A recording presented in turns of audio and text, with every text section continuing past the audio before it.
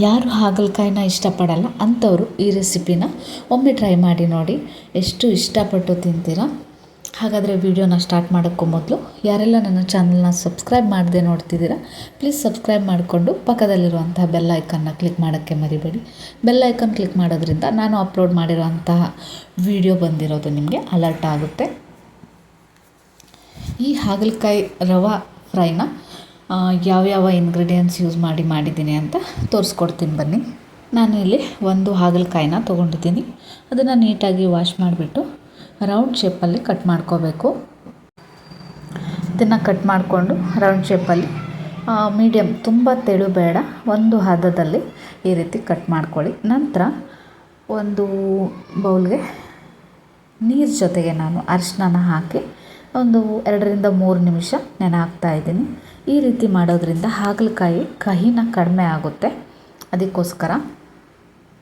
ಅದಾದಮೇಲೆ 5 ನಿಮಿಷ ಬಿಟ್ಟು ನೀರೆಲ್ಲ ಹೋಗೋ ಥರ ಚೆನ್ನಾಗಿ ತೆಗೆದಿಟ್ಕೊಳ್ಳಿ.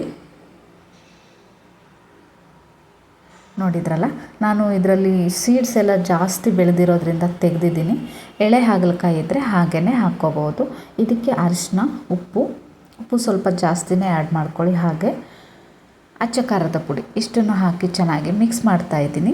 ನಿಮಗೆ ಬೇಕು ಅಂದರೆ ಹಾಗಲಕಾಯಿ ತುಂಬ ಕಹಿ ಅನ್ನೋ ಥರ ಅನಿಸಿದರೆ ಹುಣಸೆ ಹಣ್ಣಿನ ರಸನೂ ಕೂಡ ನೀವು ಇದಕ್ಕೆ ಹಾಕ್ಬೋದು. ಹುಣಸೆ ಹಣ್ಣನ್ನು ನೆನೆಸಿಟ್ಟು ಅದರ ರಸ ಕೂಡ ಇದಕ್ಕೆ ಹಾಕಿ ಕಲಸಿಟ್ಕೋಬೋದು. ನಂತರ ರವೆ, ಇಲ್ಲಿ ನಾನು ಬಾಂಬೆ ರವಾನ ತೊಗೊಂಡಿದ್ದೀನಿ. ಅದನ್ನು 2 ಸೈಡ್ ಡಿಪ್ ಮಾಡಿ ನಾನು ಬಿಸಿ ಕಾಲಿಗೆ ಸ್ವಲ್ಪ ಎಣ್ಣೆನ ಹಾಕಿ 2 ಕಡೆ ಫ್ರೈ ಮಾಡ್ಕೊತಾ ಇದ್ದೀನಿ.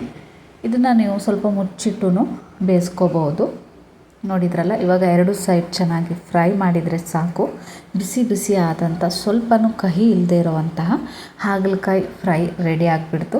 ಈ ಸಿಂಪಲ್ ರೆಸಿಪಿ ನಿಮಗೆ ಇಷ್ಟ ಆದರೆ ಒಂದು ಲೈಕ್, ಹಾಗೆ ನಿಮ್ಮ ಫ್ರೆಂಡ್ಸ್ಗಳಿಗೂ ಕೂಡ ಶೇರ್ ಮಾಡೋದನ್ನ ಮರಿಬೇಡಿ. ಹಾಗೆ ನನ್ನ ಯೂಟ್ಯೂಬ್ ಬಯೋದಲ್ಲಿ ಇನ್ಸ್ಟಾ ಹಾಗೂ ಫೇಸ್ಬುಕ್ ಲಿಂಕನ್ನು ಕೂಡ ಅಪ್ಲೋಡ್ ಮಾಡಿದ್ದೀನಿ. ಇಂಟ್ರೆಸ್ಟ್ ಇದ್ದರೆ ನೀವು ಅದರಲ್ಲೂ ಕೂಡ ಫಾಲೋ ಮಾಡ್ಬೋದು. ಇದೇ ರೀತಿ ಹೊಸ ರೆಸಿಪಿಯೊಂದಿಗೆ ಮತ್ತೆ ಬರ್ತೀನಿ. ಅಲ್ಲಿ ತನಕ keep watching my channel. Thank you.